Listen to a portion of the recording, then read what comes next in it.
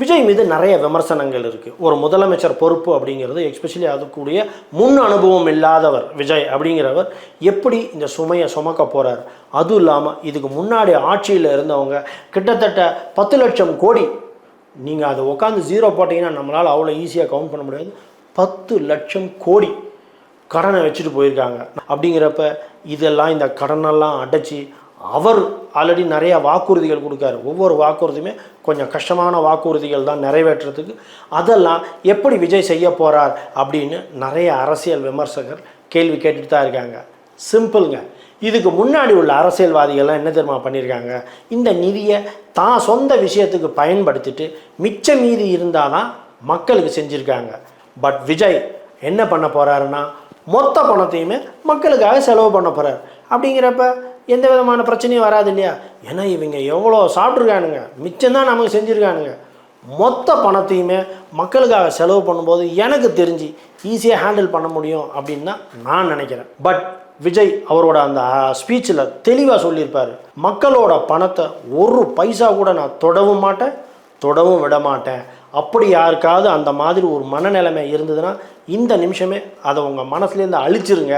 அதுக்கு நான் எந்த சூழலையும் வாய்ப்பு கொடுக்க மாட்டேன், அதில் ரொம்ப ஸ்ட்ரிக்டாக இருப்பேன்னு சொன்னது அவருடைய நேர்மையும், கண்டிப்பாக அந்த மனுஷன் நம்மளை எல்லாரையும் நல்ல முறையில் வழி நடத்திட்டு போவார் அப்படிங்கிற ஒரு நம்பிக்கை எனக்கு அந்த மூமெண்ட்டில் கிடச்சிது. இந்த கடன் சொல்லும்போது இந்த இடத்துல இதை நான் மென்ஷன் பண்ணியே ஆகணும். இது வரைக்கும் 75 வருட தமிழக அரசியல் வரலாற்றில் 70 வருஷம் அப்படிங்கிறது வந்து எடப்பாடி வரைக்கும் வச்சுக்கலாமே. இதுக்கு முன்னாடி ஆண்டவங்க எல்லாருமே மொத்தமாக சேர்த்து வச்சுருந்த கடன் வந்து 5 லட்சம் கோடி. ஆனால் கடந்த 5 வருஷம், அதாவது 2021லேருந்து நம்ம ஸ்டாலின் டேக் ஓவர் பண்ணார் இல்லையா, இந்த 5 வருஷ காலங்களில் மட்டுமே 5 லட்சம் கோடி அதிகமாகிருக்கு.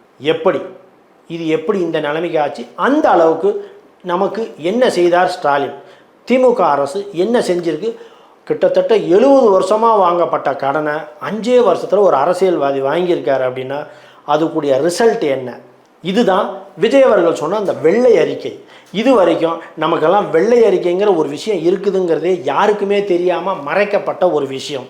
பட் முதல்ல ஒரு முதலமைச்சர் தான் பதவியேற்பு விழாவில் நான் முதல்ல இந்த வெள்ளை அறிக்கை அப்படிங்கிற ஒரு விஷயத்தை எவ்வளவு பணம் செலவாயிருக்கு, என்னென்ன பண்ணியிருக்காங்க, எவ்வளவு மிச்சம் இருக்குது அப்படிங்கிறத பப்ளிக் ஃபோரமில் நான் வெளியிட போகிறேன்னு சொன்னது விஜயினுடைய நேர்மைக்கு இதை விட வேறு சான்றிதழே நம்மளால் சொல்ல முடியாது.